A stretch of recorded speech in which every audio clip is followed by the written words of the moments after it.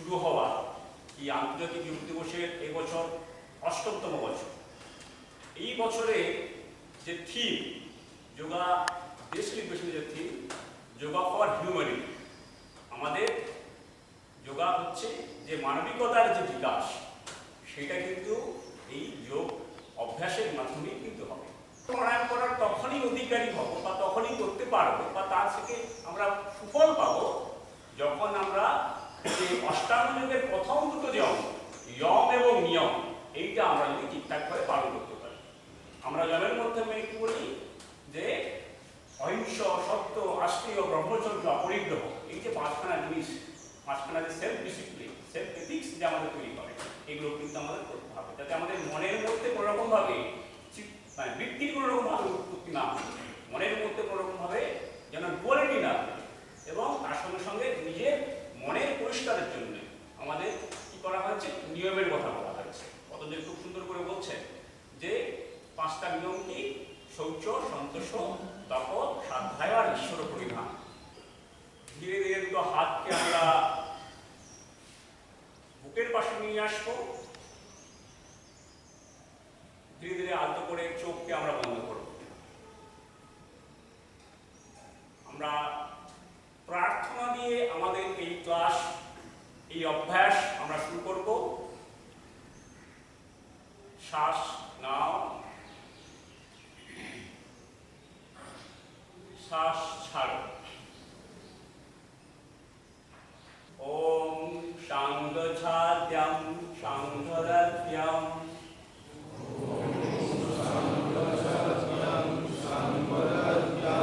শাম্ভো মনামিষি জানতম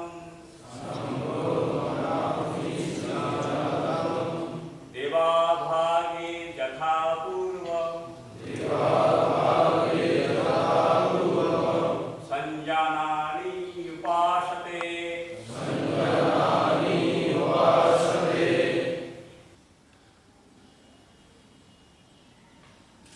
সবাই আমরা এখান থেকে আস্তে আস্তে উঠে দাঁড়াবো।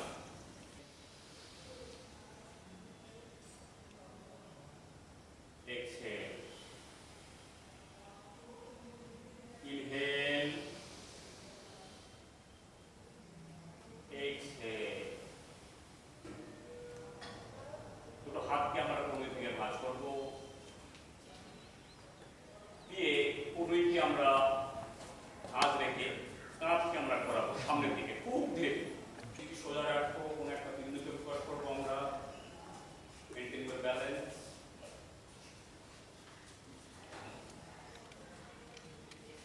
Slowly release your hands and release your legs.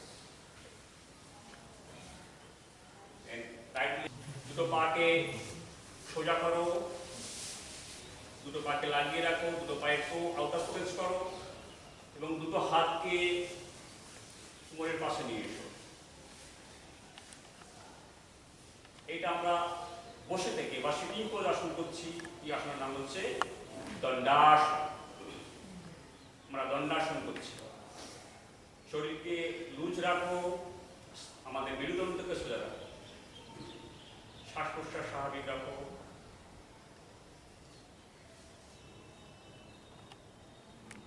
Release করো, ধীরে ধীরে হাত দুটোকে পিছনে নিয়ে যাও, দুটো পাকে সামনে করো। এরপরে যেটা করবো আমরা ভদ্রাসন। দুটো পাকে, প্রথম বাম পাকে সামনের দিকে নিয়ে এসো, আমাদের এই পায়ে এবং যে কোমরের যেখানে যে সংযোগস্থল যতটা সম্ভব, এবং ডান পাকে নিয়ে এসো। আমরা করবো এটা ভদ্রাসন। যতটা সম্ভব গোড়ালিকে ভিতর দিকে রাখার চেষ্টা করো এবং দু পায়ের হাঁটু যেন ম্যাটে কাজ থাকে। বক্রাসন। আমরা বাম পাকে ভাঁজ করে ডান পায়ের পাশে রাখবো, ডান পায়ের হাঁটুর পাশে রাখবো, দুটো হাতকে সোজা রাখবো, ডান হাতকে বাম হাঁটু দিয়ে আমরা প্রেস করে ধরবো এখানে, এবং বাম হাতকে রাখবো আমরা ঠিক কোমরের পাশে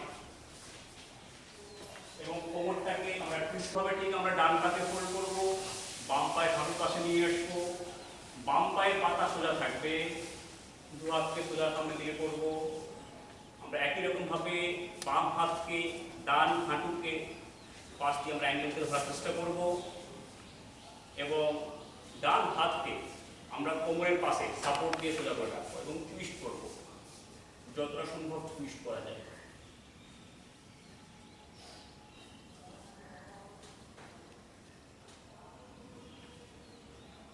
আমরা এটা করছি বক্রাসন।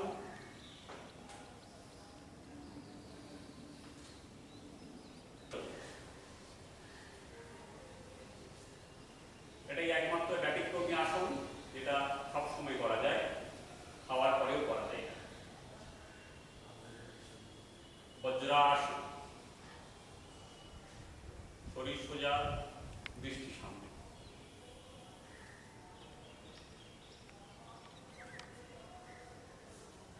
এখান থেকে আমরা দুটো পায়ের হাঁটুকে স্প্রেড করবো, তো হাঁটুকে যতটা সম্ভব ভালো করা যায়। শরীরকে সোজা করবো, দুটো হাতকে আমরা স্প্রেড করবো, আপ করবো। আমরা ডান হাতকে বাম কাঁধের উপরে পেছনে, কাঁধের ঠিক পেছনে এই যে হাতটা আছে বয়ার মতন হাতটা, স্ক্যাপুলা হাত, ঠিক একই রকম ভাবে বাম হাতকে ডান কাঁধে রাখবো। দিয়ে আমরা ইনহেল করতে করতে আমরা শরীরটাকে সোজা করে ঘাটটাকে পিছনে দিতে, এটা আমরা করছি উত্তান মণ্ডুকাসন।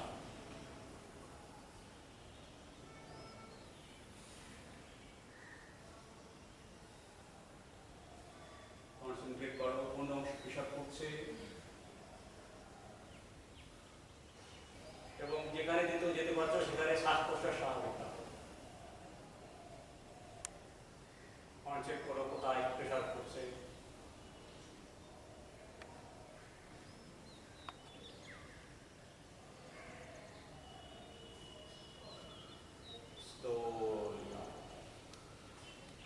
যাদের কোমরের প্রবলেম আছে সেটার জন্য খুব উপকারী আসন অর্ধ উষ্ট্রাসন। আমরা ধীরে ধীরে আবার বজ্রাসনে ফিরে যাব।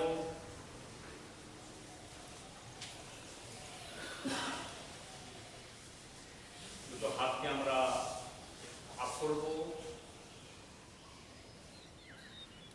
এবং ধীরে ধীরে আমরা ডাউন করবো, মাথা শশাঙ্কাসন করবো। কোমরকে নাম দিয়ে মাথাকে আমরা, কপালকে আমরা করে কাজ করবো, নেক কাজ করবো।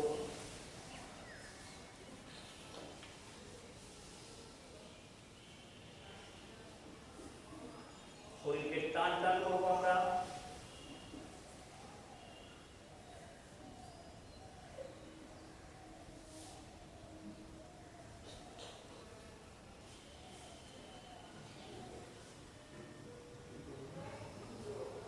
দুইখান থেকে দুপাকে জড়ো করো, দু হাতকে শরীরের পাশে নিয়ে এসো, মুখের পাশে নিয়ে এসো, কপালকে পিছিয়ে রাখো। এখান থেকে আমরা করবো ভুজঙ্গাসন। দু হাতে সাপোর্ট দিয়ে আমার শরীরটাকে ধীরে ধীরে তুলবো।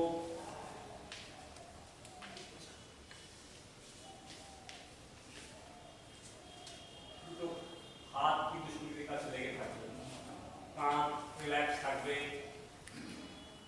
কনসেন্ট্রেট করো কোন থেকে পেশাব করছে।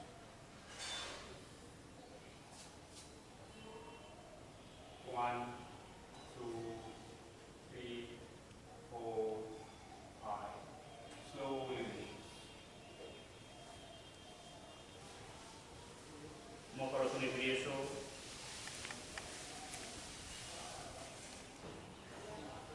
একই রকম ভাবে আমরা ডান হাতে তুলবো।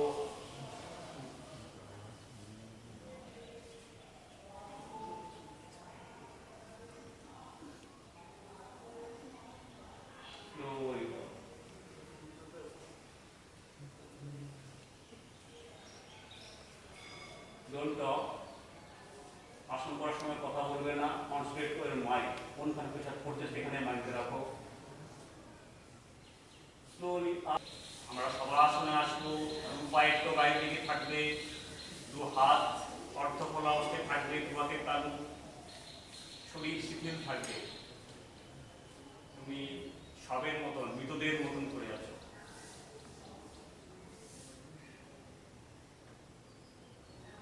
দু পাকে জড়ো করো, দু হাতকে শরীরের পাশে নিয়ে এসো, দু পায়ের টোকে টান টান করো। আমরা এখান থেকে করবো উত্তান পদাসন। এখান থেকে দু পাকে হাঁটুটা ভাঁজ করে কোমর থেকে 45 ডিগ্রি করবো। যে দুটো পাকে তুলো, ডান হাত দিয়ে ডান পায়ের গোড়ালি, বাম হাত দিয়ে বাম পায়ের গোড়ালিকে ধরে শরীরটাকে তোলো। ব্রিজ পোজ বা সেতু বাহনাসন আমরা করব।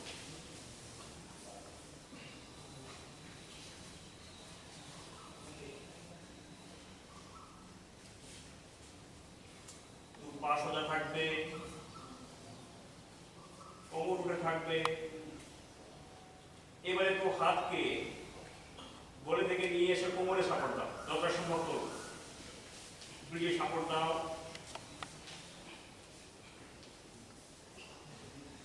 হোল্ড করো, কনসেন্ট্রেট করো কোথায় প্রেশার করছে। কোমরে, পেটে, আমাদের গলাতে ফিল করে প্রেশার করো। চিবুকটা বুকে অবশ্যই লেগে থাকবে। পাকে ফোল্ড করো, দু পাকে ভাঁজ করে পেটের উপরে নিয়ে এসো।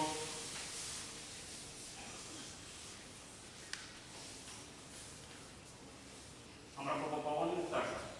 দু পাকে আমরা দুটো হাত দিয়ে ধরবো, দুটো পাকে, এবং ধীরে ধীরে আমরা ঘাড়কে তুলবো এবং পাকে প্রেস করবো। ঘাড়কে তুলে চিবুককে আমরা দু পায়ের হাঁটুর মাঝখানে রাখার চেষ্টা করবো।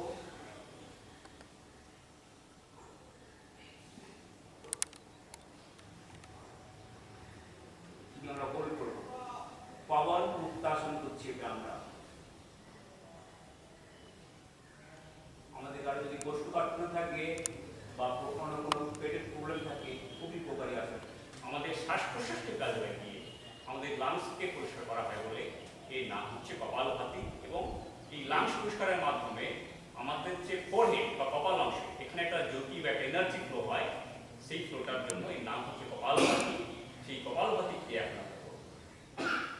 ছবি সোজা করব, দুটো হাতকে জ্ঞানগুলো থেকে আমরা হাঁটু ধরবো।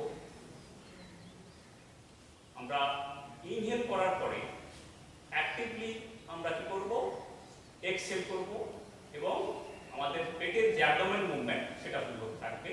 এবং ইনহেল আমরা অবশ্যই নেব, সেটা প্যাসিভ, সেটা বোঝা যাবে। আমরা 3 বার করবো এটা, 10টা করে স্ট্রোক দিয়ে। ঠিক আছে? ইনহেল শরীর সোজা করে, exhale and two kapalbhati stroke.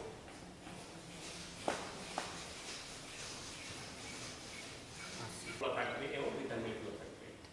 এরপর আমরা বৃদ্ধাঙ্গুলিকে ডান নস্ট্রিলে এবং অনাঙ্গকে বাম নস্ট্রিলে রাখবো। শরীর সোজা রেখে যখন শ্বাস নেওয়ার পরে যখন আমরা এক্সেল করব, একটা ভ্রমরের মতন গুনগুন আওয়াজ করবো কানকে বন্ধ রেখে। ঠিক আছে? আমরা 3 টাইম সেটা করব। ধীরে ধীরে বন্ধ করো কানকে, ওই ছোট যে হাড়টা এটাকে পুশ করে। Inhale and make a noise.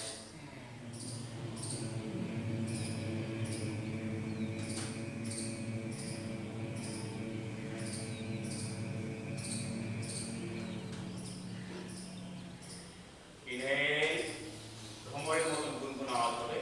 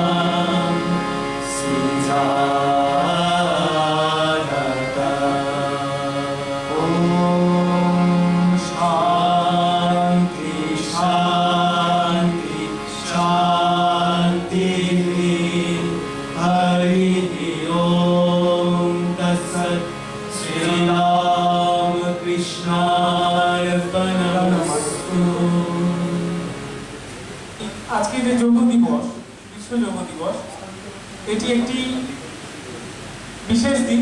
বিশেষ করে আমরা যারা ভারতীয়দের জন্য খুবই গর্বের একটি দিন, কারণ এই দিনটিকে সারা বিশ্বের সকলে মিলে ঠিক করেছিল আজ থেকে 8 বছর আগে যে এটিকে আন্তর্জাতিক যোগ দিবস হিসেবে উদযাপন করবে। এবং আমাদের যে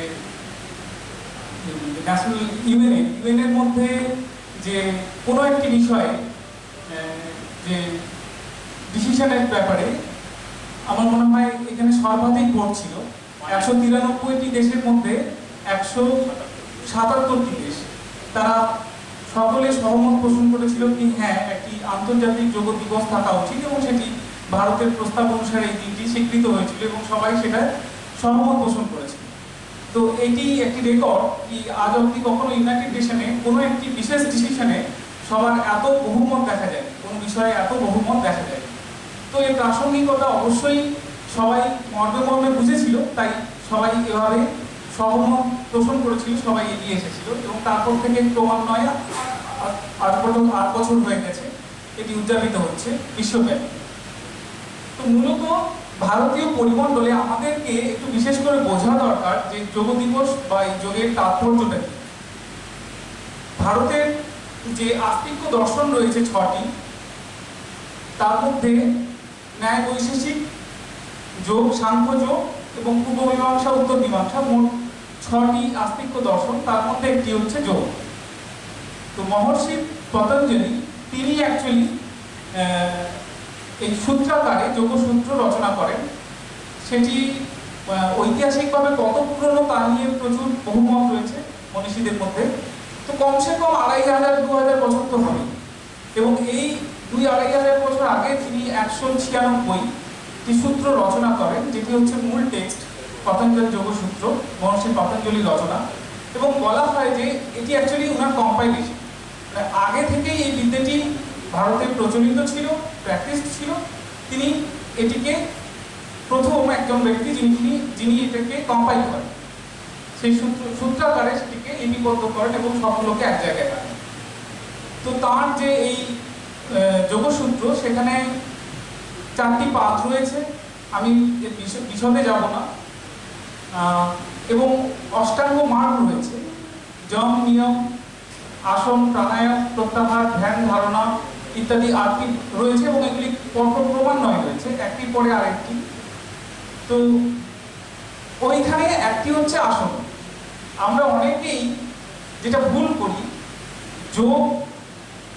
যে যোগ দিবস বা যোগকে আমরা যোগাসনের সাথে গুলিয়ে ফেলি, এবং ওই যে যোগাসন ইত্যাদিকেই ভাবি বুঝি এটাই যোগ। বিশেষ করে আমেরিকা তারা যেভাবে যোগকে দেখে, যোগা বলতে যা বোঝায়, সেই ধারণাটা আমরা আমাদের মধ্যে ক্রমশ নিয়ে নিচ্ছি। এটি একটি টেকনিক্যাল মিস্টেক হচ্ছে বা ভুল হচ্ছে। তো যোগা কখনোই ওইটুকুর মধ্যে সীমাবদ্ধ নয়, আস্তিক্য দর্শনের একটি দর্শন, এবং এর প্রধান উদ্দেশ্য হচ্ছে যে কিভাবে আমরা একটি প্রণালীবদ্ধ উপায়ে আমরা আমাদের যে আত্মানুভূতি বা মোক্ষ লাভ করতে পারি বা ঈশ্বর দর্শন করতে পারি, তারই এটি একটি শাস্ত্র। তো যে কোনো ভারতীয় আস্তিক্য দর্শন যেরকম 4টি বিষয়ের মূলগত যে 4টি প্রশ্ন, সেই প্রশ্নের উত্তর দেয়। ঈশ্বর তত্ত্ব কি সেটি বলে, আত্মা তত্ত্ব কি, পরমাত্মা তত্ত্ব কি, এবং এর উপায় কি, মোক্ষ কি, এই যে বিষয়গুলো যেগুলো নিয়ে আলোচনা করে ভারতীয় দর্শন, আস্তিক্য দর্শন, সেইগুলো যোগেরও মূল প্রতিপাদ্য বিষয়। যোগ এই বিষয় নিয়েই কথা বলে, এবং স্বামীজি তার রাজযোগের অবতারণিকাতে লিখছেন। এটা খুব ইম্পর্টেন্ট একটা মানে টেক্সট, যেটা আমার অনুরোধ আজকের বিশেষ দিনে সবাইকে অনুরোধ, সবাই পারলে একবার অন্তত স্বামীজির রাজযোগ পুরো বই না পড়তে পারেন, রাজযোগের যে ইন্ট্রোডাক্টরি পার্ট, অবতারণিকা, ওটাই অন্তত পড়বেন। ওখানে বলছেন যে এটা হচ্ছে সবচেয়ে হ্যান্ডসন একটা টেকনিক, যে কারণে মানে একদম প্র্যাকটিক্যাল হ্যান্ডসন টেকনিক, যেটা কিনা কখনোই কোনো কিছু ধরে এগোতে হবে এরকম বলে না। তুমি করো, প্রত্যেকটা স্টেপেই তোমার জন্য রেজাল্ট ওয়েট করছে, প্রত্যেকটা স্টেপে তোমার জন্য রেজাল্ট ওয়েট করছে, তুমি just follow the path and you will get the result. তো সেইভাবে এটা মোস্ট প্র্যাকটিক্যাল, মোস্ট হ্যান্ডসন একটা টেকনিক। আর সেই হিসেবেই যোগের আমার মনে হয় বিশ্বব্যাপী এই যে বিপুল যে সকলে যে একে স্বীকার করছে, সকলে যে একে মান্যতা দিচ্ছে, এই বিপুল মান্যতা প্রাপ্তি এটা মনে হয় মূল কারণ। তো সেই হিসেবে আমাদের ভারতীয়দের যোগের যে মূলগত যে তত্ত্ব সেটি বোঝা আমাদের খুব জরুরি।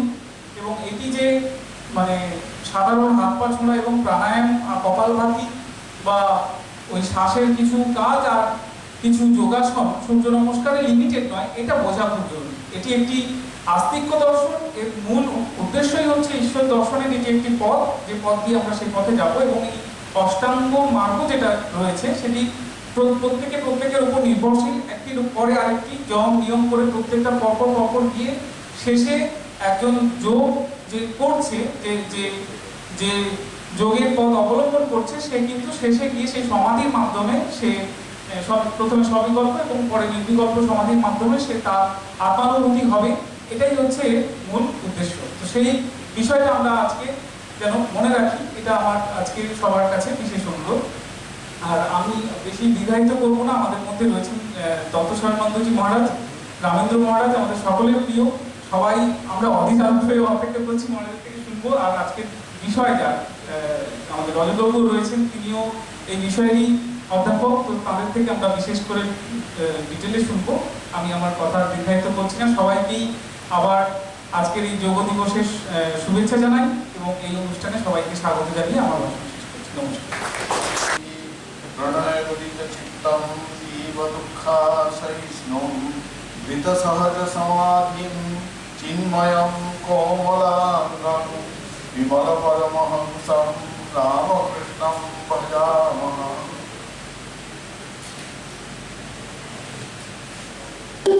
প্রথমে মঞ্চে উপবিষ্ট পরম শ্রদ্ধেয় স্বামী বিদ্যামৃতানন্দজি মহারাজ, তাকে আমার সশ্রদ্ধ নমস্কার জানাচ্ছি। মঞ্চে উপস্থিত আছেন পরম শ্রদ্ধেয় স্বামী উচিতানন্দজি মহারাজ, তাকেও আমি আমার সপ্রেম নমস্কার জানাচ্ছি।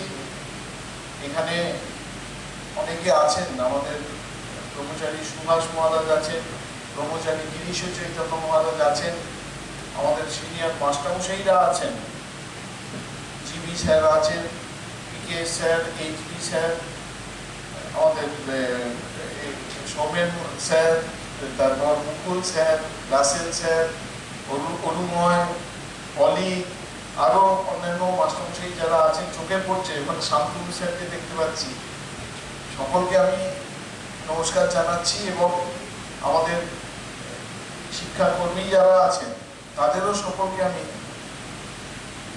যথাযথ সম্ভাষণ জানাচ্ছি এবং আমার স্নেহের ছাত্রদের ভালোবাসা জানাচ্ছি। আজকে আন্তর্জাতিক যোগ দিবস, যোগা এরকম বলা হয় এখন, মানে যোগ এরকম করে বললে হবে না, বাইরের দেশে যোগা এরকম করে বলে, যোগা দিবস। সেই আন্তর্জাতিক যোগা দিবস যে কারণেই হোক না কেন, এটি একটা আন্তর্জাতিক স্তরে মান্যতা পেয়েছে এবং এই মান্যতা পাওয়ার পেছনে ভারত সরকারের নিরন্তর একটা প্রয়াস রয়েছে, এটির দরকার ছিল। আমরা এই জন্যে ভারত সরকারকে সাধুবাদ জানাই এবং প্রত্যেক বছর এই 21শে জুন, এই গত 8 বছর ধরে এই আন্তর্জাতিক যোগা দিবস পালিত হচ্ছে। আজকের যে অনুষ্ঠান, এই অনুষ্ঠানে আমাদের আরেকটা খুব বড় প্রাপ্তি হচ্ছে, আমাদের মধ্যে আমরা পেয়েছি অধ্যাপক রজত রায় স্যারকে। রজতবাবু আমাদের কলেজে এই যে যোগা চর্চা এর একদম প্রারম্ভিক লগ্ন থেকে যুক্ত আছে এবং আজকেও তাকে এই অনুষ্ঠানে দেখতে পেয়ে আমাদের সকলেরই এত ভালো লাগছে যে আমরা প্রকাশ করে বলতে পারছি না। এই যোগা সম্পর্কে বলতে গেলে আমাদের বিদ্যামৃতানন্দজি মহারাজ ইতিমধ্যেই একটা সংক্ষিপ্ত অথচ সারগর্ভ ইন্ট্রোডাকশন দিয়ে গেছেন যে ভারতীয় যে আস্তিক দর্শনগুলো মূলত সেগুলো হচ্ছে সাংখ্য, যোগ, তারপর ন্যায়, বৈশেষিক, পূর্ব মীমাংসা, উত্তর মীমাংসা। তার মধ্যে সাংখ্য এবং যোগ এদের তাত্ত্বিক কাঠামো মূলত এক। সাংখ্য এবং যোগ, সাংখ্য বললেই যোগ আসবে। সাংখ্য হচ্ছে যেন তাত্ত্বিক পোর্শন, তার থিওরিটিক্যাল পোর্শন, আর যোগ হচ্ছে তার প্র্যাকটিক্যাল পোর্শন, তার ব্যবহারিক দিকটা। এটি হচ্ছে যোগ। সাংখ্য বিশ্বাস করে যে সত্তা হচ্ছে দুটো, পুরুষ এবং প্রকৃতি। প্রকৃতি হচ্ছে জড়, প্রকৃতি হচ্ছে ত্রিগুণাত্মক, আর পুরুষ হচ্ছে চেতন। পুরুষ কিন্তু ত্রিগুণাত্মক নয়। পুরুষ প্রকৃতির সন্নিধিতে আসে, মানে কাছাকাছি আসে, তখন সে বদ্ধ হয়। বদ্ধ হয়ে প্রথমেই সে উপভোগ করে, ভোগ করে। এটাকে বলে ভোগ। ভোগ করা মানেই হচ্ছে পৃথিবীতে এমন কোনো ভোগের সন্ধান আজ পর্যন্ত আমরা পাইনি যেখানে ভোগ আছে কিন্তু দুঃখ নেই। ভোগের অন্তে দুঃখ নেই, এরকম এমন একটাও ভোগের সন্ধান যদি কারোর কাছে এরকম সন্ধান থেকে থাকে আমাদের দিলে আমরা খুব উপকৃত হব।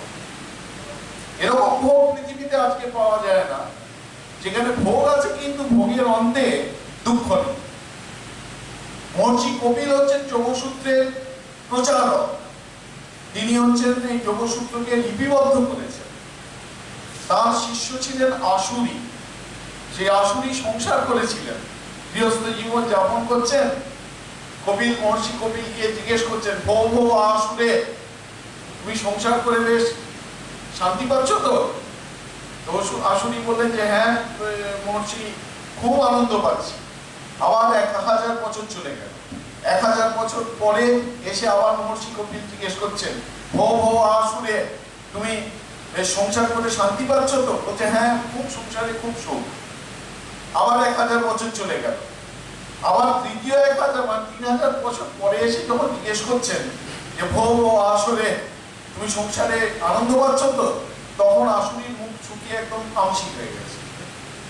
বলছেন যে সংসারে সব দুঃখ, দুঃখত্রয়াধিঘাতা জিজ্ঞাসা তৎঅপঘাতকে হেতু দৃষ্টে সা অপার্থা চেত একান্ত অত্যন্ত অভাবা। বলছেন যে ত্রিবিধ দুঃখ আমাকে একবারে জর্জরিত করে ফেলছে। আদি ভৌতিক, আদি দৈবিক এবং আধ্যাত্মিক, এই ত্রিবিধ দুঃখ আমাকে জর্জরিত করে ফেলছে। আদি ভৌতিক মানে কোথাও কিছু নেই। প্রত্যেক দিন কুকুরটাকে খাবার দিয়ে সে লেজ নাড়ে। আজকে বেরোলাম, ঘ্যাক করে খাবে, তা খুশি। কোথাও কিছু নেই, একটা পোকা গায়ের ওপর দিয়ে চলে গেল, সে খাওয়া সারে না। এটা হচ্ছে আদি ভৌতিক দুঃখ। আদি দৈবিক দুঃখ হচ্ছে বেশ দুর্দান্ত, এসি চলছে চলছে হচ্ছে, কোথা থেকে সুনামি এলো, সব ভূমিকম্প একদম লোপাট হয়ে চলে গেল, আমাদের কন্ট্রোলই আয়লা হয়ে গেল। আদি দৈবিক। এবং আধ্যাত্মিক মানে হচ্ছে আত্মা শব্দের 22খানা অর্থ হয়। কি বলুন না, আত্মা রামশ্চ মুনয় নির্গ্রন্থা কবি অনুক্রমই কুর্বন্তি অহৈতুকীং ভক্তি নিত্যম ভূতমনো হরিহি। চৈতন্য মহাপ্রভু আত্মা শব্দের 22খানা অর্থ করেছিলেন, কেশব কাশ্মীরিকে বলেছিলেন। সেই আত্মা শব্দে মনকে বোঝায়, আত্মা শব্দে বুদ্ধিকে বোঝায়, আত্মা শব্দে শরীরকে বোঝায়। আধ্যাত্মিক দুঃখ মানে শরীর সম্পর্কিত দুঃখ, মন সম্পর্কিত দুঃখ। এখন দৃষ্টে সা অপার্থা চেত একান্ত অত্যন্ত অভাবা। দৃষ্ট উপায়ে 3 রকমের যে দুঃখের কথা বলা হলো, তার একান্ত সমাধান হয় না, অত্যন্ত সমাধান হয় না। দৃষ্ট উপায় কিরকম? আমার মাথায় যন্ত্রণা করছে, অ্যাসপিরিন দিয়ে দেওয়া হলো, এটা হচ্ছে দৃষ্ট উপায়। কিন্তু কেউ কি গ্যারেন্টি দিতে পারবে যে এই অ্যাসপিরিন খেলাম আর কোনোদিন আমার মাথার যন্ত্রণা হবে না, চিরকালের জন্য মাথার যন্ত্রণা সেরে গেল? হতে পারে, আবার কালকে মাথার যন্ত্রণা হবে। একান্ত অত্যন্ত অভাব হতে পারে না। সুতরাং যখন দেখা যাবে বা অদৃষ্ট উপায়ও হবে না, রাজ্যধীশী টিকি নেড়ে বললেন যে আপনি শান্তি সংস্থায়ন করুন, পঞ্চাঙ্গ শান্তি সংস্থায়ন করুন, আপনার দুঃখের বিনাশ হবে। গ্যারেন্টি আছে যে পঞ্চাঙ্গ শান্তি সংস্থায়ন করলাম আর কোনোদিন মাথার যন্ত্রণা হবে না? এরকম কারো দেখা আছে যে এরকম এই সংস্থায়ন করে গ্রহ তাবিজ ধারণ করে আর কোনোদিন সেই দুঃখ আসেনি? কেউ থাকলে হাত তুলতে পারে। অদৃষ্ট উপায়ও হবে না। সুতরাং দৃষ্ট উপায়ও ত্রিবিধ দুঃখের নাশ হবে না, অদৃষ্ট উপায়ও যখন ত্রিবিধ দুঃখের নাশ হবে না, তখন জিজ্ঞাসা আসবে তাহলে কি এমন কোনো উপায় নেই যে উপায় অবলম্বন করে এই 3 দুঃখের পারে আমি যেতে পারি? সেই যে উপায়ের কথা বলা হচ্ছে, যে উপায় অবলম্বন করে এই ত্রিবিধ দুঃখের নাশ হয়, সেটি হচ্ছে যোগ। যোগ মানে হচ্ছে এমন একটি উপায় অবলম্বন করা যাতে একদিকে ত্রিবিধ দুঃখের নাশ হবে এবং পরমানন্দ প্রাপ্তি হবে। পরমানন্দ প্রাপ্তি কখন হবে? যখন আমি আমার নিজের স্বরূপ উপলব্ধি করবো। এটাকে সাংখ্যের ভাষায় বলা হয় পুরুষ খ্যাতি। খ্যাতি মানে হচ্ছে নলেজ, পুরুষের যে জ্ঞান। আমি হচ্ছি চেতন সত্তা, তুমি হচ্ছে প্রকৃতি, তুমি জড় সত্তা, তোমার সঙ্গে আমার কোনো লেনা দেনা নেই। তুমি আমার যত কাছে আসছো তত তোমারও দুঃখ বাড়ছে, আমারও দুঃখ বাড়ছে। তুমি তফাৎ হয়ে যাও, তুমি নদীর ওদিকে চলে যাও। আমি হচ্ছি চেতন সত্তা, এই আমি সেনশিয়েন্ট এন্টিটি। এইটাই হচ্ছে পুরুষখ্যাতি। যোগ দর্শনের মূল উদ্দেশ্য হচ্ছে এই পুরুষখ্যাতি অর্জন। এই যে আমাদের বিদ্যাপীঠানন্দজি খুব যথার্থভাবে বলে গেছে যে আমাদের একটা ধারণা আছে যে যোগ মানে হচ্ছে কিছু ওই যোগ ব্যায়াম আমরা প্র্যাকটিস করলাম। এটা হচ্ছে যোগের 8টি অঙ্গ আছে, তার মধ্যে অন্যতম একটি অঙ্গ মাত্র। এটাই যোগের সব কথা নয়। যোগের মূল উদ্দেশ্য হচ্ছে ত্রিবিধ দুঃখের আত্যন্তিক নিবৃত্তি। 3 ধরনের যে দুঃখ, আদি ভৌতিক, আদি দৈবিক, আধ্যাত্মিক, এই ত্রিবিধ দুঃখের আত্যন্তিক নিবৃত্তি এবং পরমানন্দ প্রাপ্তি। পরমানন্দ প্রাপ্তি ঠিক নয়, পরমানন্দ সত্তার সঙ্গে একত্ব প্রাপ্তি। কারণ পরমানন্দই হচ্ছে আমার স্বরূপ। যেটা প্রাপ্ত বস্তু তার আবার প্রাপ্তি হয় না, প্রাপ্তের প্রাপ্তি বলে কিছু হয় না। ওই জন্য পরমানন্দ স্বরূপের সঙ্গে একত্বতা প্রাপ্তি, এটি হচ্ছে যোগের উদ্দেশ্য। এখন এইটি বলতে গিয়ে আবার ভাষ্যে বিশেষ করে পতঞ্জলি যোগসূত্রে আমাদের বিদ্যাপীঠানন্দজি বলেছেন 156টি সূত্র, 196টি সূত্র রয়েছে। সেই সূত্রগুলো প্রথমেই দেখবেন যে যোগসূত্র, বিশেষ করে পতঞ্জলির যে যোগসূত্র, এটি কিন্তু হঠযোগের থেকে পৃথক। আমরা অনেক সময় হঠযোগ আর পতঞ্জলির যোগসূত্র এক করে ফেলি। হঠযোগ প্রদীপিকা, শিবসংহিতা, হিরণ্য সংহিতা, এইগুলো আর পতঞ্জলির যোগসূত্র এর সত্তার দিক থেকে কিছুটা সাদৃশ্য আছে, বৈসাদৃশ্য আছে, কারণ দুটোর লক্ষ্য হচ্ছে পৃথক। পতঞ্জলির যোগসূত্রের লক্ষ্য হচ্ছে ত্রিবিধ দুঃখের নিবৃত্তি এবং পরমানন্দ প্রাপ্তি। এইটি হচ্ছে পতঞ্জলি যোগসূত্রের মূল উদ্দেশ্য। এখন সেখানে আমরা যদি খুব ভালো করে দেখবো যে বলা হচ্ছে যোগ সমাধি, যোগ চিত্তবৃত্তি নিরোধः। চিত্তের বৃত্তিকে to control, to restrain the modifications of the অন্তঃকরণ is yoga. যোগ মানে হচ্ছে অন্তঃকরণের যে কন্টিনিউয়াসলি বৃদ্ধি। অন্তঃকরণটা একটা হ্রদের মতো, অন্তঃকরণটা একটা স্ফটিকের মতো। সেই স্ফটিকের সামনে যদি নীল ফুল আনা যায় তাহলে স্ফটিকটা নীল বর্ণ ধারণ করবে। স্ফটিকের সামনে যদি সবুজ ফুল আনা যায় সবুজ বর্ণ ধারণ করবে। লাল ফুল আনা হলে স্ফটিকটা লাল বর্ণ ধারণ করবে। এবং বাইরের রঙে রেঙে যাচ্ছে মানেই হচ্ছে এখানে দুঃখের উৎপত্তি হবে। সুতরাং যোগের লক্ষ্য হচ্ছে বাইরের রঙের বিভিন্ন রঙের ফুলগুলো থাকবে, কিন্তু স্ফটিক কোনো রঙে রাখবে না। এটি হচ্ছে যোগের উদ্দেশ্য। যোগ চিত্তবৃত্তি নিরোধः। চিত্তে বৃত্তি উদ্ভবের কারণ থাকবে, কিন্তু তার সত্ত্বেও চিত্তে কোনো বৃত্তি হবে না। এটি হচ্ছে যোগ। যোগ চিত্তবৃত্তি নিরোধः। এই যে চিত্তে কোনো বৃত্তি উঠবে না, এটিকে পতঞ্জলি বলছেন এটার নামই হচ্ছে সমাধি। সমাধি মানে হচ্ছে কনসেন্ট্রেশন। আমাদের ওই রামকৃষ্ণ কথামৃত পড়ে এমন হয়েছে সমাধি মানেই আমরা নির্বিকল্প সমাধি বলে মনে করি। সমাধি মানেই কনসেন্ট্রেশন। সেই কনসেন্ট্রেশনের দুরকম আবার ভাগ আছে পতঞ্জলি বলছেন। একটাকে বলছেন মহারাজ বলে গেলেন সবিকল্প আর নির্বিকল্প। আমরা পতঞ্জলির ভাষাতে বলবো সম্প্রজ্ঞাত অসম্প্রজ্ঞাত। সম্প্রজ্ঞাত মানে হচ্ছে সবই সমাধি, আর অসম্প্রজ্ঞাত মানে হচ্ছে নির্ভীক সমাধি। সম্প্রজ্ঞাত কি রকম? সম্প্রজ্ঞাত মানে হচ্ছে সেখানে কনসেন্ট্রেশনের একটি অবজেক্ট আছে। আমি হচ্ছি ধ্যাতা, আমি ধ্যান করছি। কিসের উপর ধ্যান করছি? না এই নীল রঙের পেনটার উপর ধ্যান করছি। তার মানে এইটি হচ্ছে ধ্যেয়। এবং এই যে ধ্যান করছি এইটা হচ্ছে একটা প্রক্রিয়া, ধ্যান। তাহলে ধ্যান, ধ্যেয়, ধ্যাতা এই ত্রিপুটি ভেদ আছে। জ্ঞান, জ্ঞেয়, জ্ঞাতা ত্রিপুটি ভেদ আছে। এই তিনটি হচ্ছে পৃথক। যে কনসেন্ট্রেশনে ধ্যানের বস্তু, ধ্যাতা এবং ধ্যানের প্রক্রিয়া পৃথক, পরস্পরের থেকে পৃথক, তাকে বলে সম্প্রজ্ঞাত সমাধি। এই সম্প্রজ্ঞাত সমাধি আবার 4 রকমের হয়। আমি আর সেসব আলোচনায় যাচ্ছি না। বিতর্ক, বিচার, আনন্দ, স্মিতা, অনুভবাৎ সম্প্রজ্ঞাতঃ। পরপর এতে যায়। যখন একজন এই তার বিতর্কের পর বিচার, বিচারের পর আনন্দ, আনন্দের পর অস্মিতা, এগুলো বলতে গেলে অনেক সময় লাগবে। অস্মিতাতে যখন হয়ে গেল, তারপরে একটা নতুন রাজত্ব শুরু হচ্ছে। নতুন যেন রাজ্য এসছে সেই রাজ্যের মধ্যে ঢুকতে। সেই রাজ্যটা কিসের রাজ্য? অসম্প্রজ্ঞাত সমাধির রাজ্য। সেখানে যিনি ধ্যান করছেন, যার উপর ধ্যান করছেন, ধ্যানের এই যে প্রক্রিয়া, এর মধ্যে ভেদ লুপ্ত হয়ে গেছে। এই জন্য এটি হচ্ছে অসম্প্রজ্ঞাত সমাধি। তাহলে সমাধি বলতে সম্প্রজ্ঞাত সমাধি, অসম্প্রজ্ঞাত সমাধি দুটোকেই বোঝানো হয়। এই সমাধি হচ্ছে যোগের উদ্দেশ্য। একটুখানি ফিজিক্যাল এক্সারসাইজ করে শরীরটাকে সুস্থ সবল করে তোলা যোগের কিন্তু উদ্দেশ্য নয়। কিন্তু এই শরীরটাকে সুস্থ সবল করে তোলাটাও বাদ দেওয়া যাবে না, কারণ অসুস্থ শরীর নিয়ে যেগুলোর কথা বলা হলো সেটি ধারণা হবে না। সেই জন্য শরীরটাকে সুস্থ সবল করে তোলা দরকার।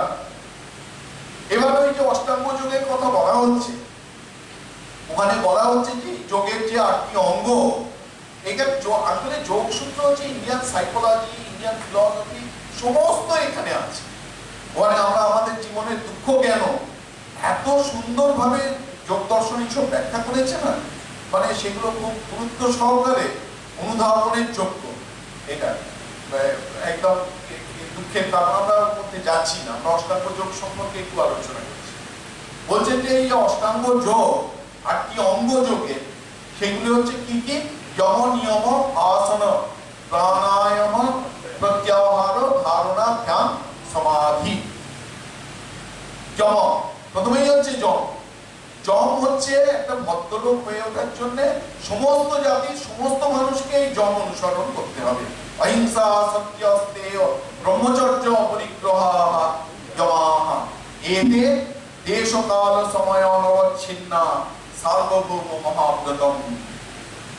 এই যম মানে হচ্ছে অহিংসা, নন ভায়োলেন্স, সত্য, ট্রুথফুলনেস, অপরিগ্রহ, non acceptance of undue advantages, ব্রহ্মচর্য, কন্টিনেন্স,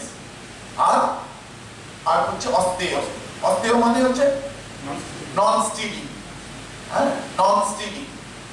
এইগুলি হচ্ছে একদম যে কোনো, আমি ভগবান বিশ্বাস করি, আমি ভগবান বিশ্বাস করি না, আমি আধ্যাত্মিক পুরুষ, আমি আধ্যাত্মিকতায় বিশ্বাস করি না, আমি অস্ট্রেলিয়ায় থাকি, আমি আমেরিকায় থাকি, যেখানে যাই হোক না কেন, এই জমেতে তার প্রতিষ্ঠা হতে হবে। এমন কোনো দেশ আমরা পাবো না যেখানে মিথ্যে কথা বললে গলায় ফুলের মালা পরিয়ে তাকে সম্বর্ধনা জানানো হয়।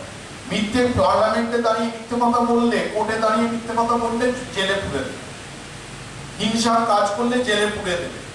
সুতরাং এইগুলো এতে সময়, দেশ ও কাল অনবচ্ছিন্ন, দেশ ভেদে, সময় ভেদে, কাল ভেদে, এগুলো হচ্ছে সার্বভৌম মহাব্রত। সকলকে মেনে চলতে হবে, সকল দেশের মানুষকে মেনে চলতে হবে। শৌচ কি না, কি বলে নিয়ম কি না, শৌচ সন্তোষ স্বাধ্যায় ঈশ্বর প্রণিধানানি নিয়মানি। এইগুলো হচ্ছে যে শৌচ। এই আমরা এই এখন স্বচ্ছ ভারত, তমুক তমুক এখন এইসব বলছি, অনেক কাল আগে পতঞ্জলি এইসব বলে গেছে যে অন্তর শুদ্ধ করতে হবে, বাইরে শুদ্ধ করতে হবে। শৌচ, সন্তোষ, কন্টেনমেন্ট। রাজা অশোক কুমারের গল্প আছে, যারা পড়ে নিলে ভালো, মানে সন্তোষ কি ওখানে রয়েছে। শৌচ, সন্তোষ, তপ। তপ মানে হচ্ছে লিটল পেনান্স, আমাদের এখন এমন হয়ে গেছে যে তপস্যা প্রায় জীবন থেকে বিদায় নিতে বসেছে। এই যে এখন এসি চলছে, ফ্যান চলছে, একটু যদি ফ্যান বন্ধ হয়ে যায় মনে হবে যেন আর প্রাণ থাকবে না, বেরিয়ে চলে যাবে। একটু ছোট ছোট ছোট ছোট তপস্যার ভাব যেন জীবনে থাকে, না হলে তপস্যা না থাকলে জীবনে বড় কাজ হয় না। পরিষদে বারবার করে বলা হচ্ছে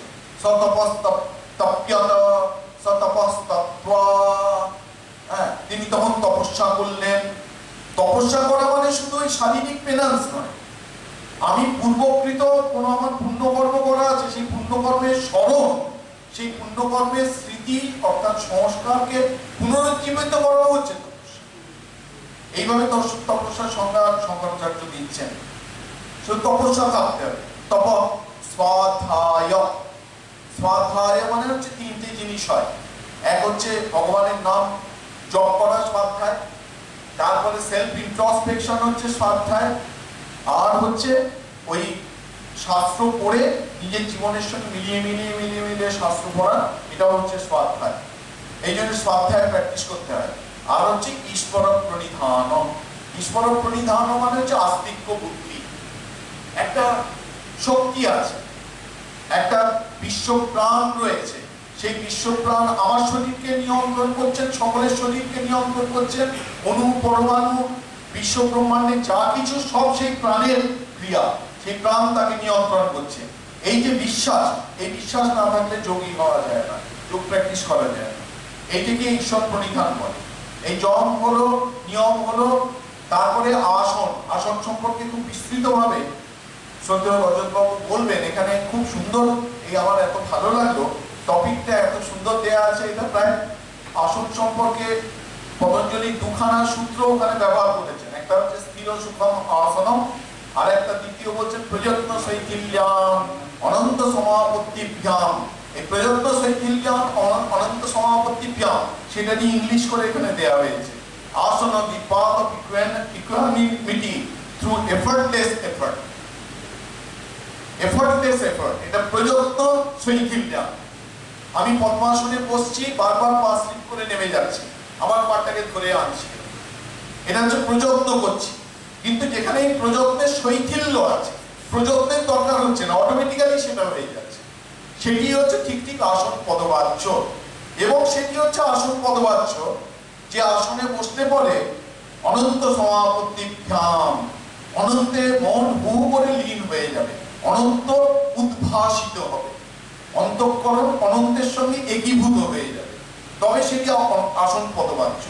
কিছু ফিজিক্যাল এক্সারসাইজ আসন পদবাচ্য, ওটা প্রিলিমিনারি, ওটাকে ধরে আমাদের ওই জায়গায় যেতে হবে, অনন্ত সমাপত্তি জ্ঞান। তারপরে প্রাণায়ামের কথা বলা হচ্ছে। প্রাণায়াম হচ্ছে আরেকটা, যম নিয়ম আসন প্রাণায়াম। প্রাণায়াম মানে হচ্ছে অদ্ভুত, এইসব ঠাকুরমা স্বামীজির জীবন না দেখলে আমরা বুঝতেই পারতাম না যে কি প্রাণায়াম। তিনখানা প্রাণায়ামের কথা রাজযোগে, এই চারখানা প্রাণায়ামের কথা বলা হয়েছে।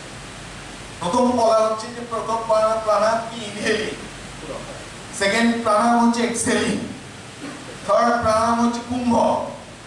তারপরে একটি সূত্র বলছেন তত্র বিষয় আক্ষেপী চতুর্থ। এটা মানে কি? তত্র বিষয় আক্ষেপী চতুর্থ মানে কি? হ্যাঁ হ্যাঁ, কুম্ভকেরও উপরে, মানে ন্যাচারাল কুম্ভ। আমি তো দেখলাম ওই আমাদের কালীবর বেদান্তবাগীশের বই দেখলাম। কালীবর বেদান্তবাগীশ মানে খুব পণ্ডিত, ওর কাছে অভেদানন্দ মহারাজ পড়তে যেতেন, আমাদের স্বামী গুরু ভাই, উনি যোগসূত্র পড়তে যেতেন। উনি পর্যন্ত ওনার 100 বছরের পুরনো বই ব্যাসভাষ্যের টিকা ট্রান্সলেট করেছেন, ভুল ভাল আটকুম বাটকুম সব বলছেন ওটা একটা ইনিশিয়াল স্টেজ, অমুক তমুক, ওটা চতুর্থ স্টেজ। আদৌ নয়, রামকৃষ্ণ কথামৃত না পড়লে ওসবের অর্থই বোঝা যাবে। ঠাকুর বলছেন ভগবানের জন্য কাঁদলে কুম্ভ আপনা থেকে হয়। কেউ একজন ঝাড়ু দিচ্ছে, হঠাৎ তার হাতে একটা চিঠি এসছে, সেই চিঠি দেখে চিঠিতে লেখা আছে তোমার অমুক আত্মীয় তিনি মারা গেছেন। সে উনি বলে হাত থেকে ঝাঁটা পড়ে গেল, বসে পড়লো, কুম্ভ আপনা থেকে হয়ে গেল। বাইরের হাওয়াও ভেতরে এলো না, ভেতরের বায়ুও বাইরে এলো না, বাইরেরটা বাইরে থেকে গেল, ভেতরেরটা ভেতরে থেকে গেল।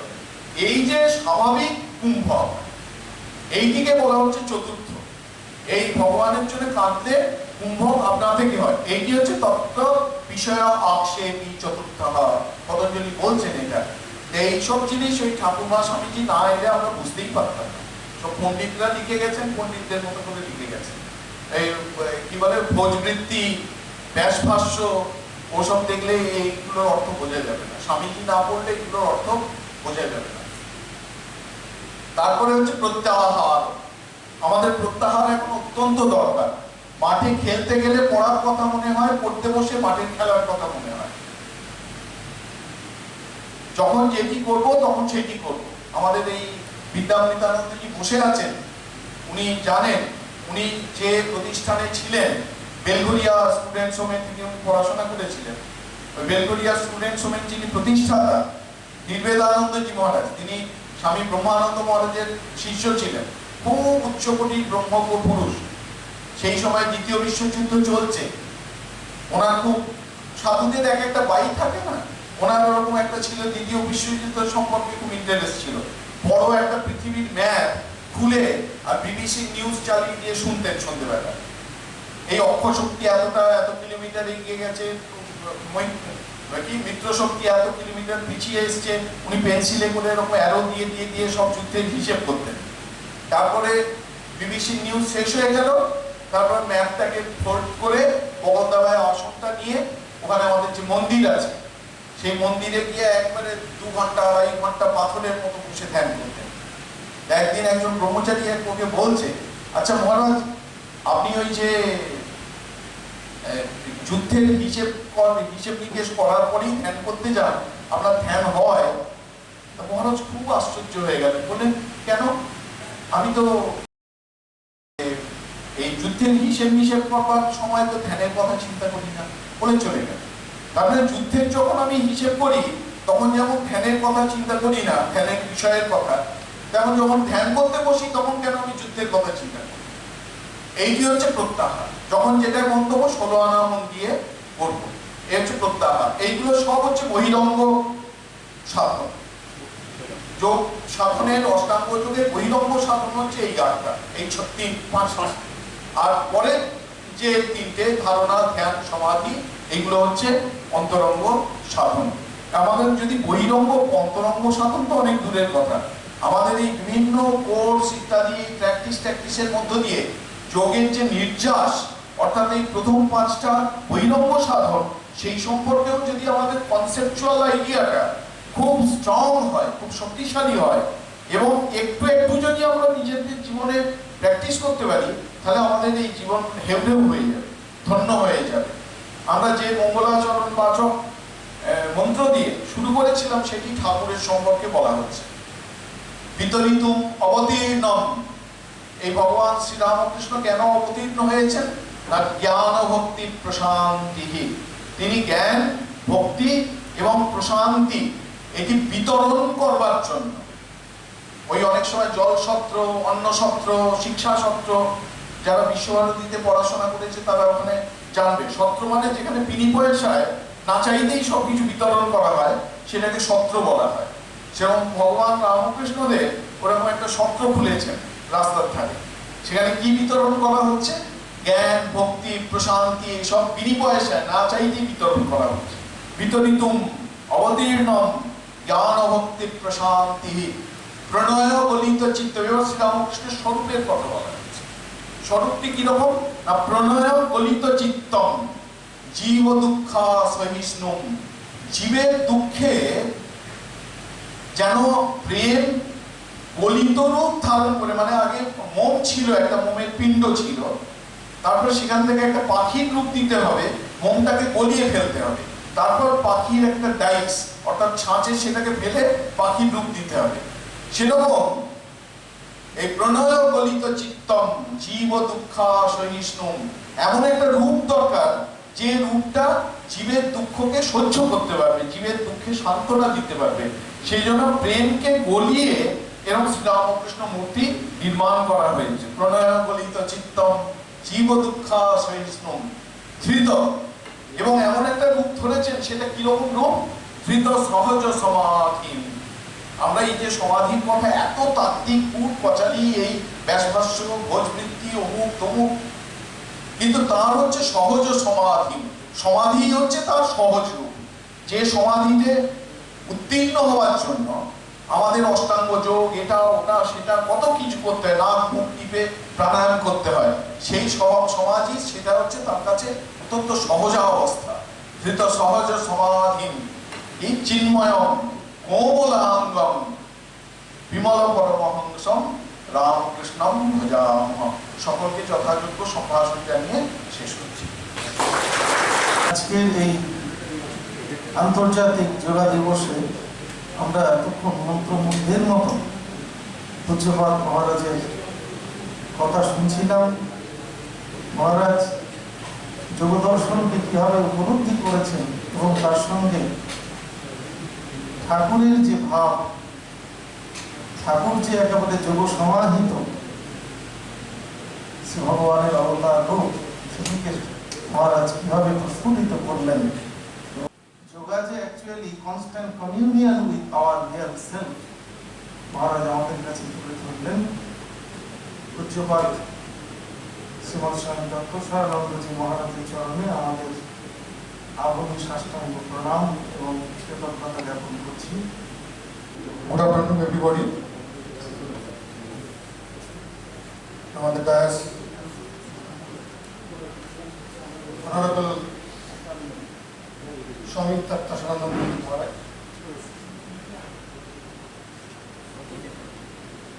Swami Vidyavedananda Ji Maharaj Ji,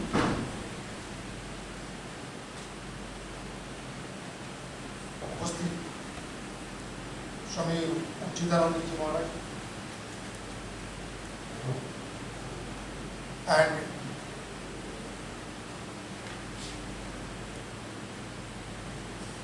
the teachers, respected teachers, Brahmachari Maharaj, their students and staff members. At the onset, I convey my heartfelt thanks to the Ramakrishna Mission Sikshanamandira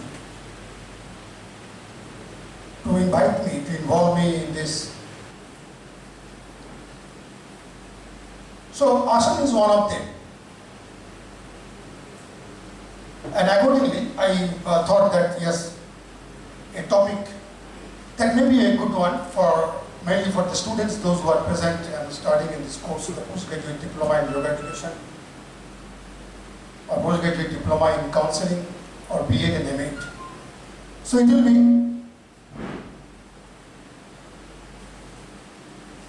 easy for them.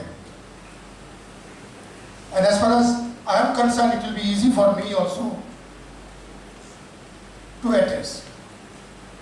So the topic that is asanas, the path to equanimity through effortless effort. Yes, we every day, may not be all, we practice asana. We discuss about the asana. But how it is so important, how it is so important component in Patanjali's Ashtanga Yoga. Why it is so important? Generally we perform asana physically,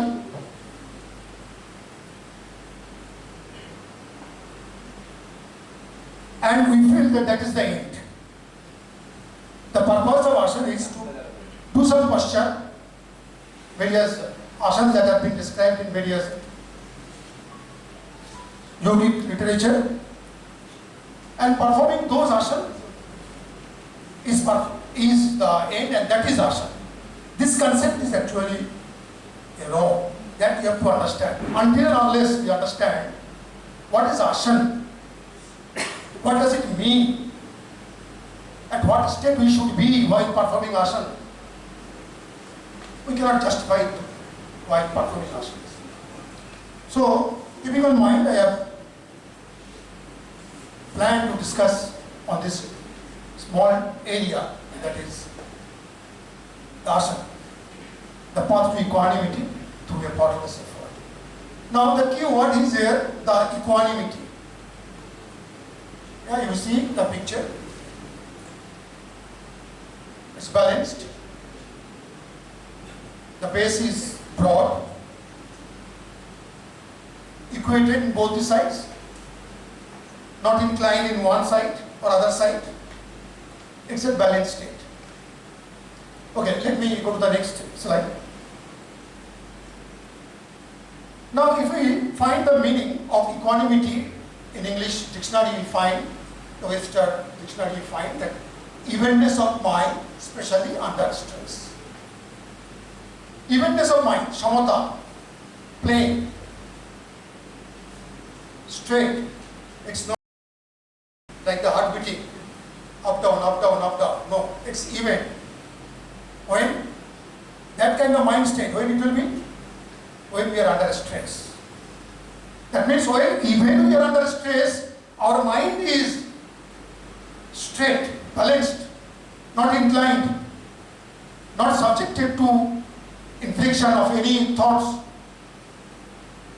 That is the English meaning of the equanimity. Another, see, another second definition, it was another meaning given, a right disposition. It has two parts. One is balance in temperament. Again, come to the mind. Balance in temperament. Will not be excited, will not be happy, joyous, but balanced. At the same time, another in arrangement in relation to other. This is physical in nature. This is physical, means how things are arranged in a house. It is placed balanced. Like the room, it is nicely placed. The chairs on both sides. There is a way in between.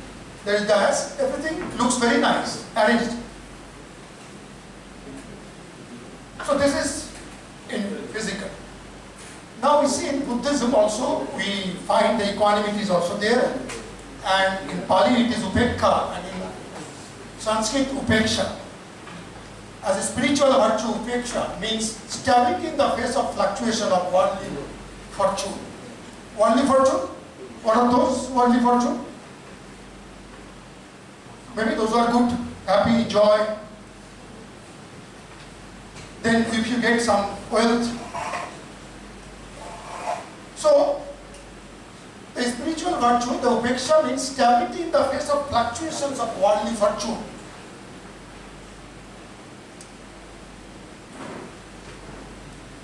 A state of inner equipoise. State of inner equipoise. You are balanced at the center point from all sorts of thought process. Maybe good, bad, up, down. So we are at the center. That cannot be offset by gain and loss, honor and dishonor, praise and blame, pleasure and pain. So whenever we get some pain, it's not that we'll be in a state of that, what you can say, that bend down. We are very upset. That will not be. Will not be upset. Failure and success, the part of life, and there are causes for the failure that you have to identify. You have to decide what are the causes, and then you have to proceed next. So that's in Buddhism we find, and next is in Bhagavad Gita, while defining, stating about the yoga, so we find that samattam yoga chati.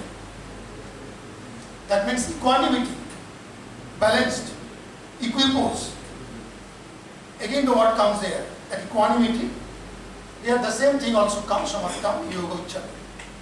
So a state of great steadiness at emotional level, balance of concentration, and detachment at mental level, homeostasis at physical level. At physical level also, will be balanced. All organs are functioning systematically, properly, harmoniously, judiciously. So that's the equanimity. And in yoga, naturally, as such, the equanimity that has not come but through various slokas, we find the word equanimity. So, after discussing all those, what we find, some of the points I have mentioned here, that what we find when equanimity is possible when we are concentrating one point. Even under stress, if we are at event state, mental event state, that means we are poised, balanced. We are concentrating only one aspect. Maharaji told that if we do one thing at a time, then that's the best way of doing. If we think both, then that's not the correct way of doing the thing. So concentrated at one point, that is one of the fact or the component that is responsible, and one must have that one if you want to have the equanimity. Then the state of balance. We have to focus within, not this externalization of our behavior and thoughts and all. We have to focus within. We should not be agitated, excited. The breathing should be very calm, cool. When the breathing is calm, as you know that when the breathing is calm, your temperament, your mind will be relaxed.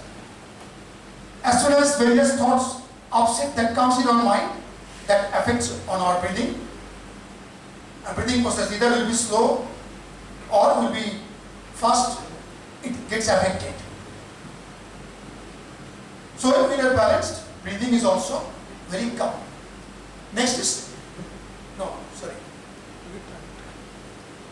treating everything equally. What you just now, the previous slide you wrote, you studied about that. Joy and sorrow, happy, praise and blame. Whatever may be the opposite factors are there, you are at balanced state. That's what you.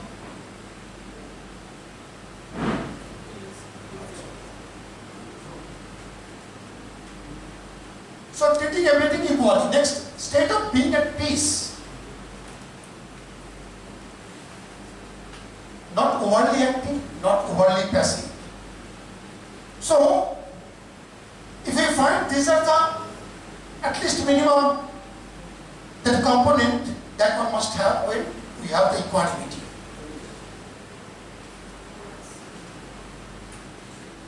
Now let's come to yoga.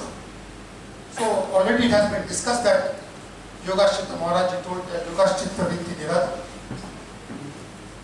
that cessation of modification of our mind, the mind which is the pure state, that get deviated, that has to be restrained. So here, in the definition itself, yoga is a mental discipline for restraining the fluctuations of thought so that the consciousness, chitta, is kept in an unoscillated, steady and stable state. So here, the consciousness, chitta, at a stable state. Now, in Patanjali Yoga Sutra, we know there are 8 limbs. Out of that, Yam, Niyam, Asana, Pranayama, Pratyahara, Dhyana, and Samadhi. Out of that, one is Asana.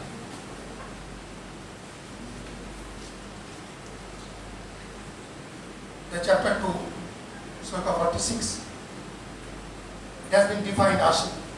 As you know, all that Sthira Sukham Asana. Asana is that which is stable and produce contentment. So asana is stable. What we found in the previous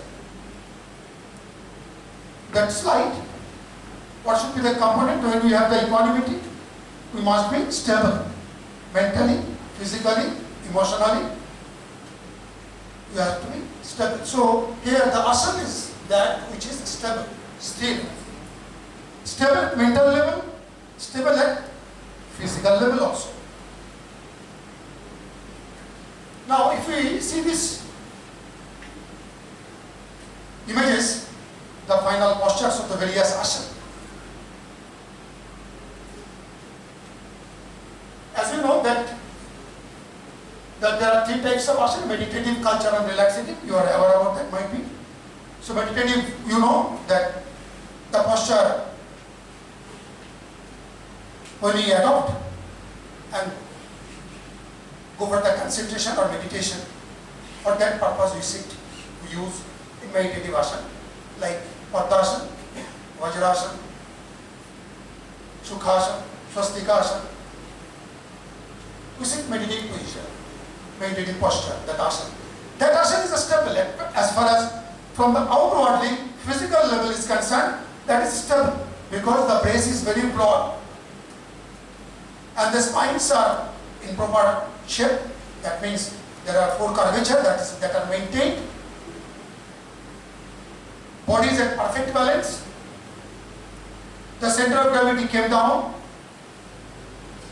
So it is balanced state. But at mental level, yes it is. We will come to that point. Another that is cultural asana. And then we come to the relaxative asana. In the relaxative asana, you know that Shavasana, Makarasana, Yoga Nidra, those are lying down position. And in order to sit down, you have to lie down. So body is not working. So it's completely stable. It's completely stable. You don't need to do something, some activity. Although we can't perform properly the Shavasana or Makarasana because the muscles are contracted, it's not relaxed. When you are even Shavasana, muscles are contracted, that's not desirable. So that's different thing. But as far as physical aspect is concerned, our body is lying down on the floor, so there is no effort. Okay, that's true. But let me come to the cultural asanas. You know the cultural asanas? Yes. So for building our strength, then the balance, developing the balance, flexibility, we perform these asanas. True.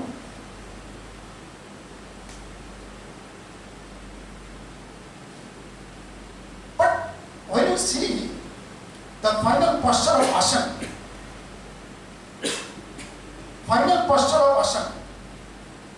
are perfectly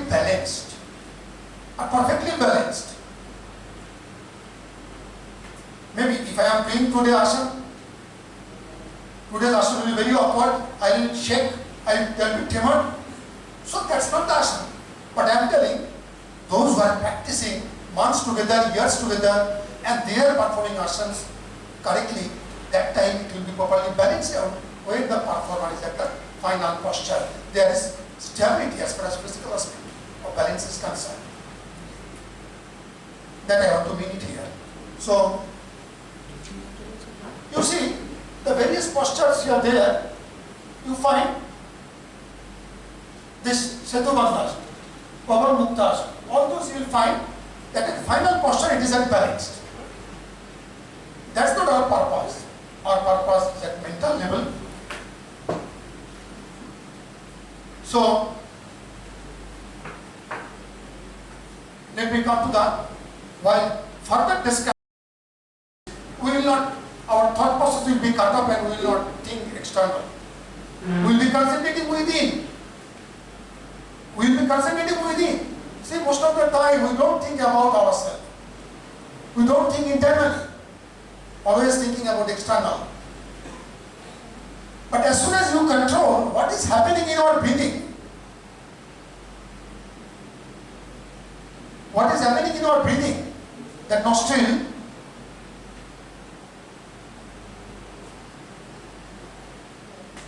so that will be pranadharana.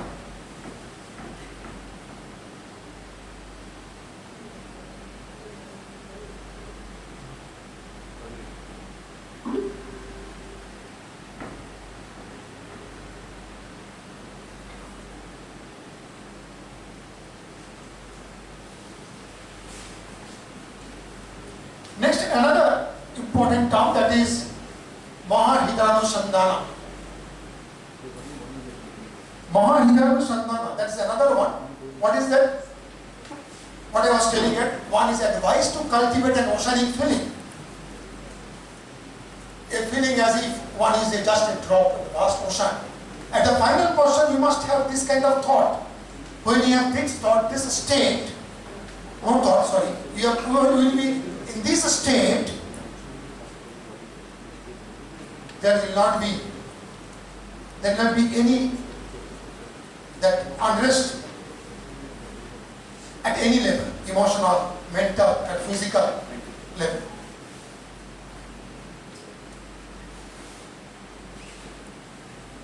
In the next one, that is another important, which is nicely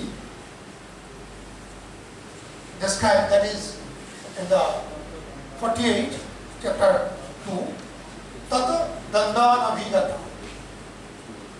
Means there is no clash. When we will be at the final position of the asana, there will be any kind of clash, there will be any fighting. All the opposite forces marches. Tata Danda, there is no clash between two opposite. As you know that we have the nervous system,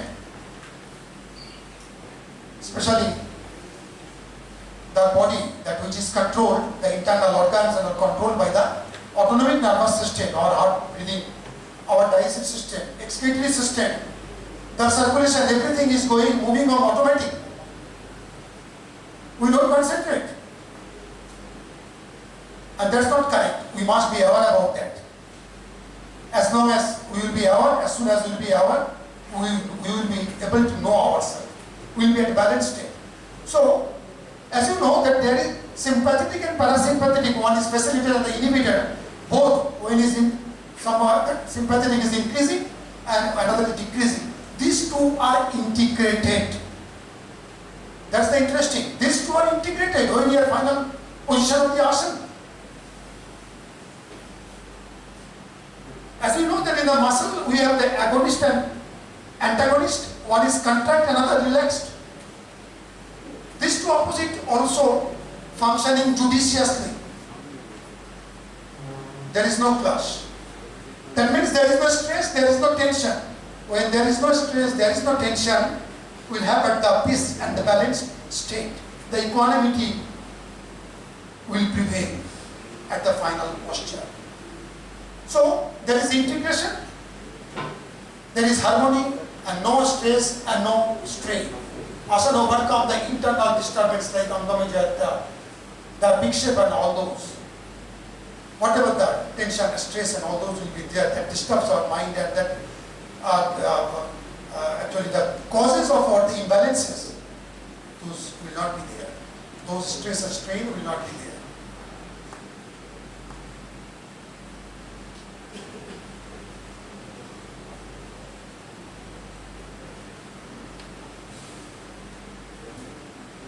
Now I will conclude this one as you, if you ask the question, maybe if you have any doubts, otherwise I will conclude it. And generally, this question should have come from your side or will come like that. Sir, when you perform asana, it's very difficult to perform it. It's very difficult to perform. There is a pain, there is a shaking, we can't come to the final posture. Then how we will come to the state of this perfect, that balance, when there will be any tremor, any shaking, there will be any pain, there will be any discomfort, how it is possible? Yes, that is the actually, like as you are here, I am also the same. I was also a student, I was also thinking like that. Only by performing asana, how it is possible? There will be any stress and strain? Yes. At the initial stage, when you practice asana, not only in 1 day or 1 month or months together, it's years together. If you are to have the mastery over the asana, you have to practice years together. By performing asana only few months, we will not achieve anything good other than the flexibility and all. We will not achieve, you will not get the benefit. We will not have the equanimity. So equanimity will be achieved or will be gained. It will have within, when we practice years together. See, up to this age, we are conditioned. Conditioned to various things. Our movement, our thought process, everything we are conditioned. Those conditions are to be broken down. Deconditioning, that we have to do it, decondition. that you have to do it. For that purpose, you have to give some time. That time means months together or years together. What has been going on in our neuromuscular system and fixations are there, that cannot be removed by single 1 month or 2 month practice. For that you require months together practice, years together practice. Then only you can think of this state, and you can think of the great benefit that you can derive out of this asana. And the purpose of this is mostly we generally feel it, that yes, we common people would like to get benefit out of this practicing yogic activity, that asana, pranayama, kriya, mudra, bandha, meditation, that benefit that we want to get. But that's possible when we are practicing months together, years together, not by one day. Another thing that you have to see, that they are catharsis that they are mentioned here. Even suppose you are performing asana at the very initial stage, 1 month, 2 months, 3 months, you will get benefit. The benefit we get it in the physical activity. When we play games and sports, that kind of benefit you will drive. Surely you will get the benefit. Your time will not waste. Because the pent-up emotion, when you do some, when you involved in the games and sports, you jump, there is a movement. See, there is a movement in the joints and muscles are involved, big muscles are involved. What happens? The good, chemicals, those are neurotransmitter, the happy hormone, the dopamine, serotonin, endorphin, oxytocin, those will be released at the beginning stage, at the very initial stage. When you perform asana, you will be happy to some extent. When you perform asana at the beginning, 2 months, 3 or 4 or 6 months, yes, you will be happy. After performing asana, you will find, yes, I feel a bit happy, relaxed. That actually, that we get it because of release of some neurotransmitter, the chemical, those are happy hormone. At the same time, the pent-up emotions that we receive, we develop in our body due to the constant interaction with the environment. When we interact, we develop some emotions. Those are not good. That remain within. Those pent-up emotions will be released by performing the cultural asanas. So, even if you practice asanas at the very initial stage, maybe the 6 months or 1 year or 2 years, you will get benefit, good benefit. But the due benefit, as per prescription in the yogic literature, as Patanjali told, for that kind of benefit you want to get, you need practice of years together when you will come to the equanimity, and that equanimity is that equanimity is the samadhi, when there is no thought process. You are balanced and equated.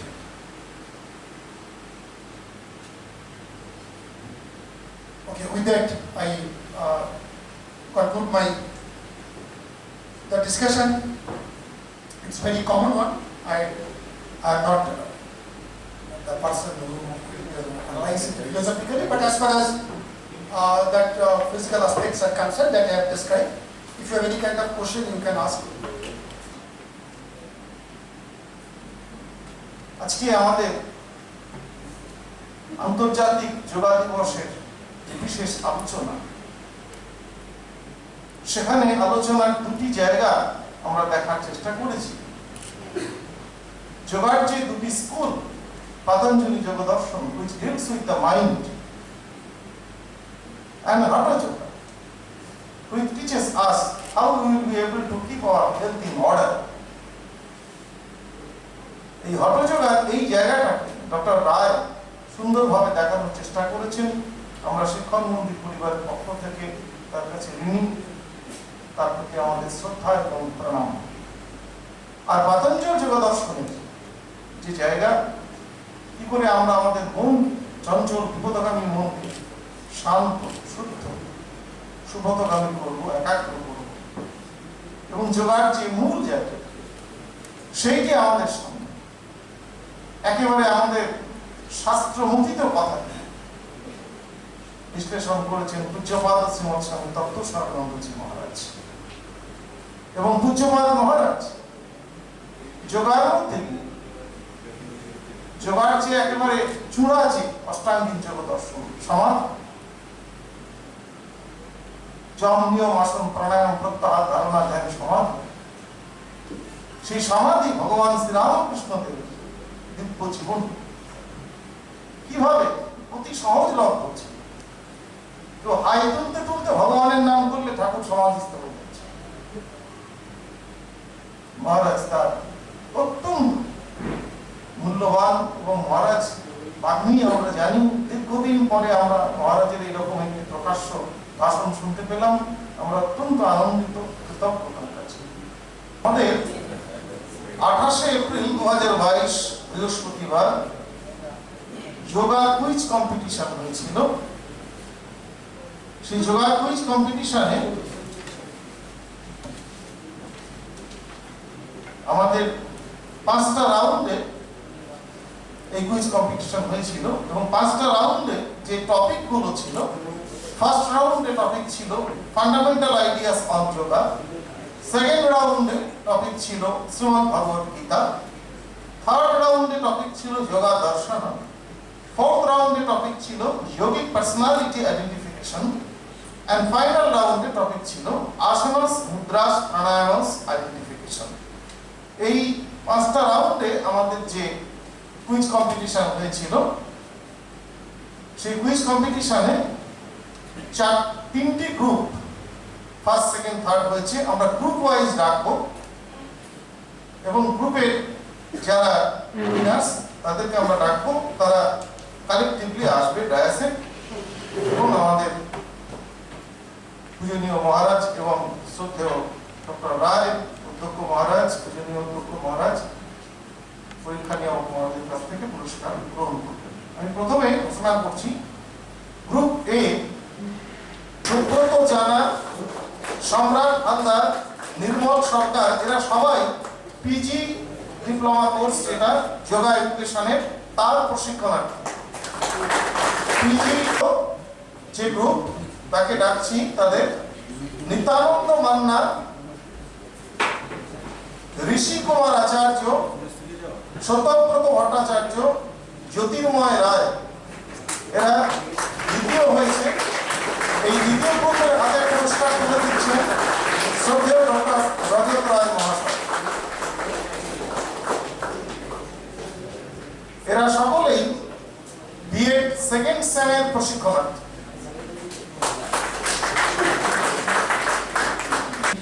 27 মে 2022 আমাদের যোগাসন competition হয়েছিল। সেই যোগাসন কম্পিটিশনে 4 জন পুরস্কার পাবে, দুজন দ্বিতীয় স্থানাধিকারী এবং প্রথম ও তৃতীয় স্থানাধিকারী।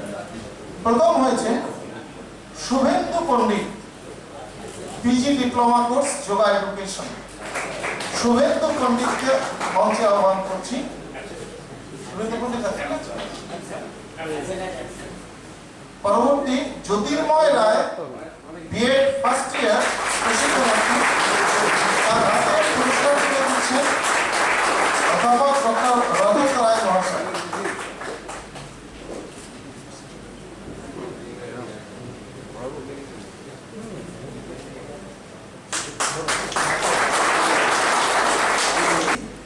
ভারত সরকার এই বছর 100 দিন ব্যাপী একটি যোগা মহোৎসবের ঘোষণা করেছিলেন এবং ইউনিভার্সিটি গ্রান্টস কমিশন কর্তৃক উপদিষ্ট হয়ে আমাদের কলেজও বিগত 100 দিন ধরে 3 মাস ধরে বিভিন্ন অনুষ্ঠানাদির আয়োজন করেছে।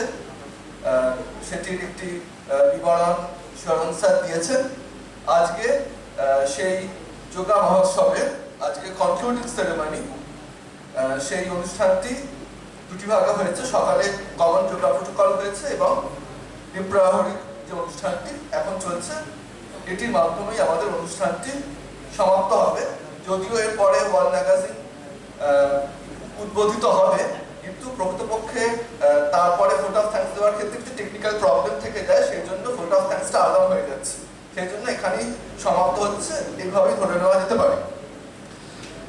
তো বিগত 100 দিন ধরে যোগা কুইজ কম্পিটিশন যোগাসন competition, yoga awareness camp, common yoga protocol, yoga wall magazine presentation ইত্যাদি ইত্যাদির মাধ্যমে আমরা এই অনুষ্ঠানটি পালন করে আসছি। আজকের যে অনুষ্ঠান ত্রিপুরাহরি, সেই অনুষ্ঠানে প্রধান যে দুজন বক্তা ছিলেন, প্রথমে উল্লেখ করব পূজ্যপাদ শ্রীমৎ স্বামী দত্তস্বরানন্দজি মহারাজের কথা। আর এই যে ভোট অফ থ্যাঙ্কস হচ্ছে, এটি অধ্যক্ষ মহারাজ এবং কলেজের পক্ষ থেকে আমি দিচ্ছি, সেই জন্য অধ্যক্ষ মহারাজকে আর ভোট অফ থ্যাঙ্কসে ওনার নাম মেনশন করছি না, কারণ ওনার হয়েই আমার দেওয়া ভোট অফ থ্যাঙ্কস। প্রথমেই পূজ্যপাদ শ্রীমৎ স্বামী দত্তস্বরানন্দজি মহারাজকে সশ্রদ্ধ প্রণাম এবং ধন্যবাদ জ্ঞাপন করি। যদিও মহারাজকে ধন্যবাদ জ্ঞাপন করতে আমাদের একটু বাধো থাকে, কারণ মহারাজ এই প্রতিষ্ঠানের একেবারে বলা যায় একেবারে পার্ট অ্যান্ড পার্সন। আজকে এই মানে কলেজের যে সমৃদ্ধি তার অন্যতম রূপকার হচ্ছে মহারাজ, এবং মহারাজ আমাদের একেবারে বলা যায় গার্জেন অ্যাঙ্গেল। যে কোনো অসুবিধায় পড়লে আমরা মহারাজের কাছে ছুটে যাই, অ্যাপার্ট ফ্রম রিভিয়ার শ্রীমৎ স্বামী শাস্ত্রজ্ঞানন্দজি মহারাজ।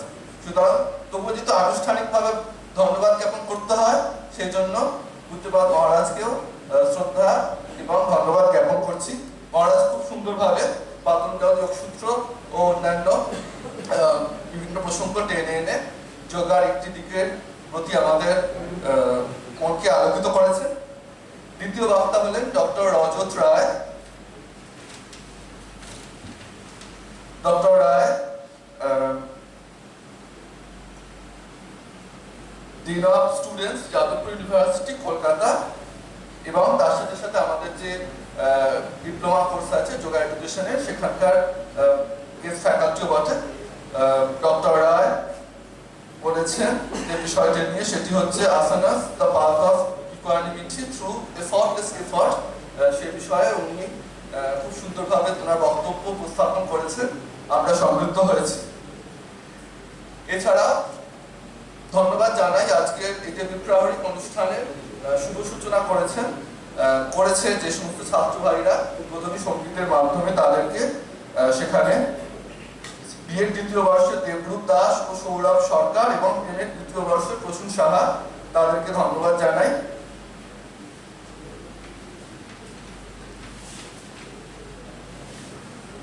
ধন্যবাদ জানাই যে বিভিন্ন যে অনুষ্ঠান আমরা 3 মাস ধরে পালন করে চলেছি, সেই অনুষ্ঠানে যারা অংশগ্রহণ করেছিল ছাত্ররা, তাদেরকে, এবং যারা পুরস্কার পেয়েছে তাদেরকে, এই অনুষ্ঠানে যারা উপস্থিত আছো তাদের সকলকেও ধন্যবাদ জানাই।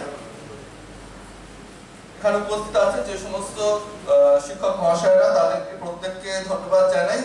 স্পেশালি মেনশন করি ডক্টর গৌতম বন্দ্যোপাধ্যায় স্যারকে, কারণ স্যার পূজ্যপাদ মহারাজের সঙ্গে এই অনুষ্ঠানের পরে যে ওয়াল ম্যাগাজিন সেটি উদ্বোধন করবেন।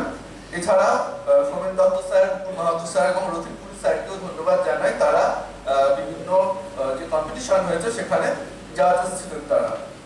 এছাড়া বিপ্লব রায় এবং রাজু রায়, যারা আমাদের post graduate diploma in yoga education, সেখানকার ফ্যাকাল্টি স্যার, তারা বিভিন্ন সময় আমাদের বিভিন্নভাবে সাহায্য করেছেন। বিপ্লব রায় যোগা অ্যাওয়ারনেস ক্যাম্পে এবং রাজু রায় যোগা কুইজের ক্ষেত্রে আমাদের সহায়তা করেছিলেন।